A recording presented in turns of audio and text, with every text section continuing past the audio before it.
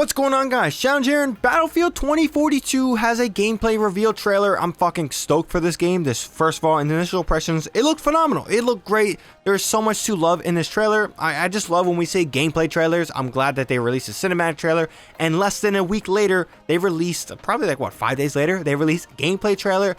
Again, the marketing for this game initially was atrocious. Don't even get me started on that. But again, they're making up for it. So were some really, really good trailers. A cinematic trailer that I loved, and a gameplay trailer that really showcases a lot of things to talk about, which we will be doing in this video. Now, again, the trailer starts off with a bunch of little explosions, different things, showcasing that this is pre-alpha gameplay footage and captured live with 128 players. So they're really showcasing the scale of this game, and it truly does feel massive. I think that's one of the biggest things of this game, is the scale needed to be up, especially for Battlefield. 64 players has been kind of the norm for a bit, but if we look here on screen, this map is absolutely huge. Now, before you say anything, well, ShadowNinja, how do you know this map is huge? Now, first of all, 128 players, and this whole gameplay trailer is showcased on this map. Now, I don't know what the name of the map is. I will probably put it here on screen because I will look it up later, but again, this map looks pretty cool. This person also is holding a UMP lookalike, but it is named the PX9, PEX9, or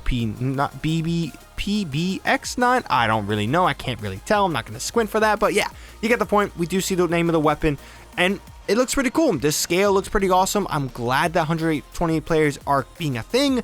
I've been someone who's really wanted them to up the player count for some time, and seeing Battle Royales really have 150 with Warzone, DICE has had that shit being able to done for a long time, I guess you could say. So the fact that they're taking that step is really, really good. Also, too, we're going to look at the squad system. Now, from what it looks like, I don't think that we're going past 5. I don't know who this character is, where they are. Now, there's two things. They're either Flappy Ragdoll or they're Seeky. So if we can judge that information, 4 seems to be the norm of the squads, which should be maybe a little unfortunate if you don't have more than 4 people. Maybe 5 will be pretty cool, but again, I guess there's some sort of weird balance thing. I know they did 5 for Battlefield 5 or 4, so maybe they didn't like it. I don't know, but we get a good look of everything in this scale. UI for the points, different style points, how many points. Again, each zone is being broken down to like different sectors. I think 3 sectors per point, which I think is a great idea. But yeah, continue on with the trailer.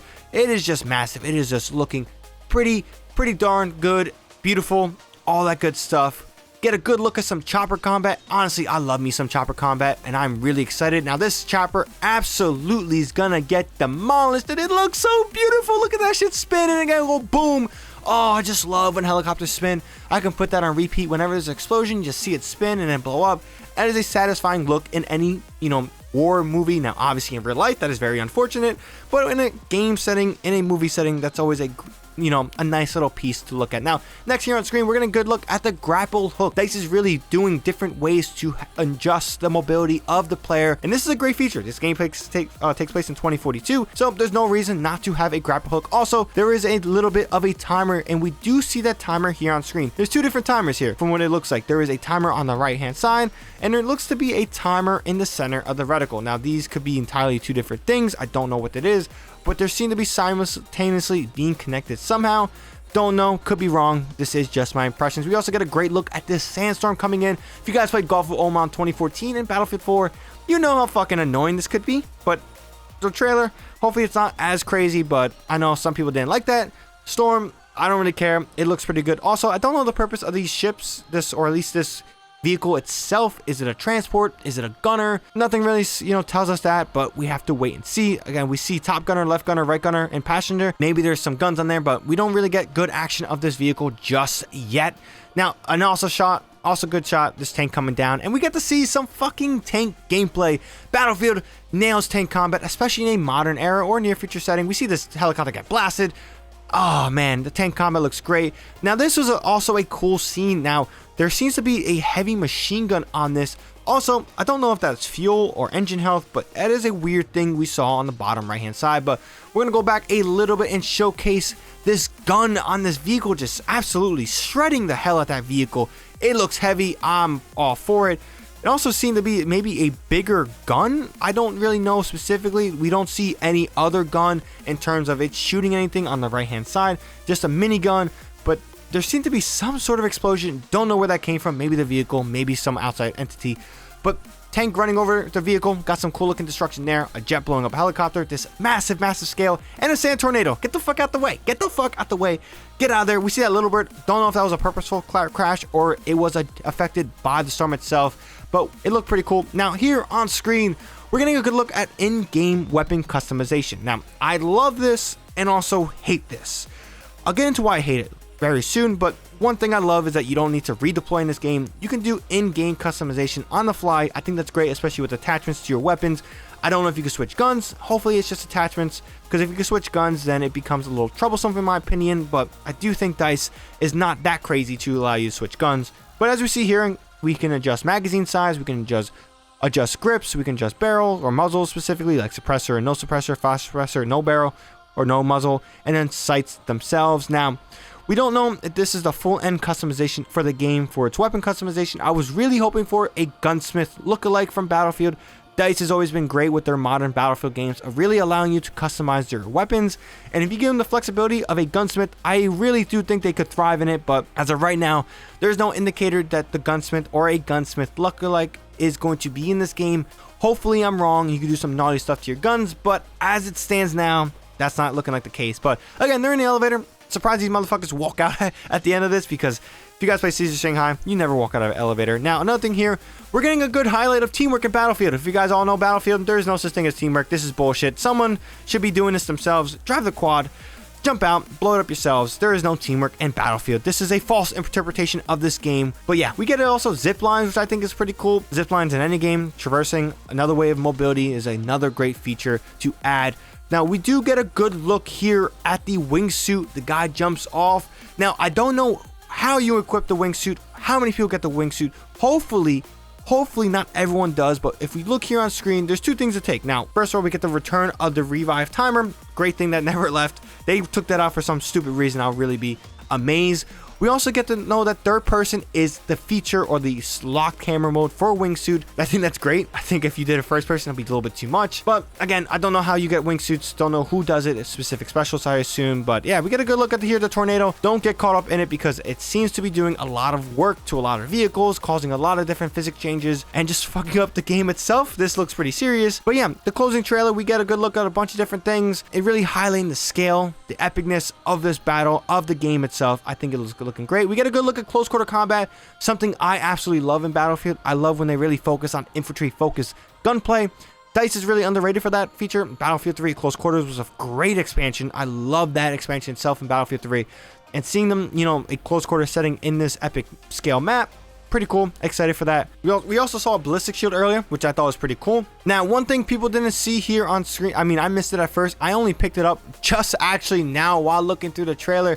I'm not gonna lie, guys, I really just picked it up now. If you look here on screen, look at that. It is a stim pistol. Who would have knew? What the hell is that for? Really, what the hell is that stim pistol for? Is it using for revives? Is it using this, increase health? We don't know specifically, but there is a stim pistol. Does it help revives? I don't think so. Maybe it just initiates, it's like the med bag from Battlefield 4, but again, this is a stim pistol. Looks pretty interesting, and this character is obviously some sort of medic.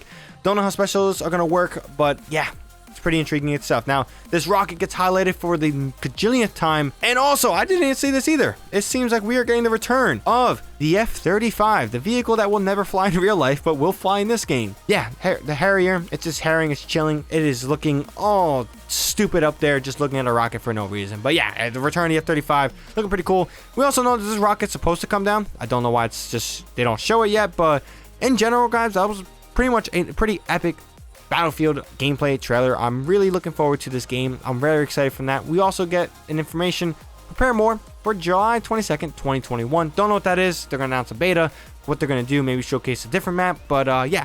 Now, the last part of this video, we're going to be talking about the price tag for this game. It's pretty important. Next gen consoles, standard edition is $70. Standard edition for PC is $60. Don't know why there's still a difference. And then the gold edition on PC, we're going to go by on PC stats here, because that's what I mainly play on now and what most people play on in terms of for Battlefield. We have $90 for the gold edition. We have $110 for the ultimate edition, and this is what you get in those editions. Now, unfortunately, EA thinks early access by a week is a smart idea. I think early access is bullshit. They should never call it that. They should just say, hey, this is when you get to actually play on the real release date of this game.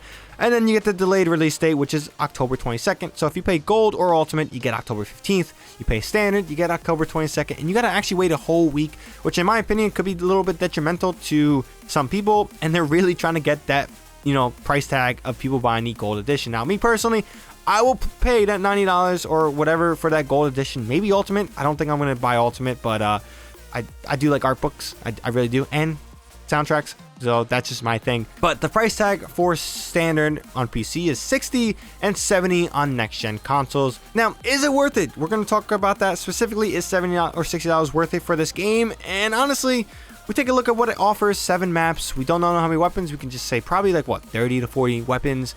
And there's no campaign. There is no co-op experience. There is no battle royale at launch. So, is it worth it? Well, honestly, guys, no matter how much I love Battlefield in general and how much I'm loving the look of this game and how excited I am, $70 and $60 is not worth the price tag. Really quick, we're going to mention Halo Infinite. I'll make a video about this tomorrow at some point. That game is worth free $99 for multiplayer experience, and obviously its campaign is held behind a paywall, but I think multiplayer games, the way they microtransaction them, should be free. Now, I'm not saying EA should do something free, because that's nearly impossible unless it's Battle Royale like it is Apex Legends, and rumors has it that Battlefield 2042 is going to get a Battle Royale that is going to be a free experience.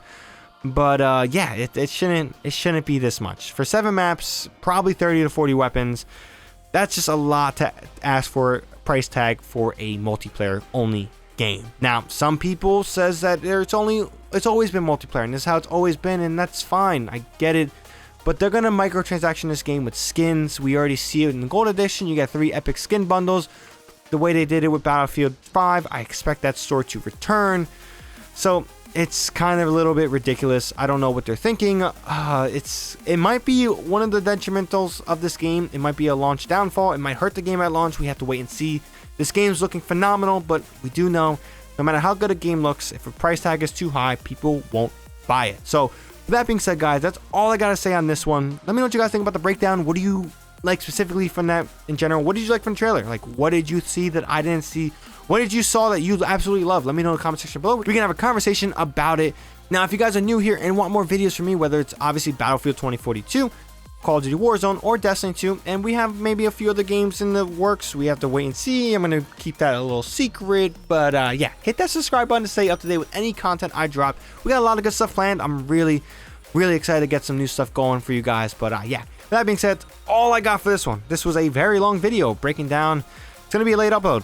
This is like 10:30 in my time, Eastern Standard Time. It's going to be a late upload, but yeah, if you guys enjoyed, like, subscribe, ShadowNinja here, and I'm out.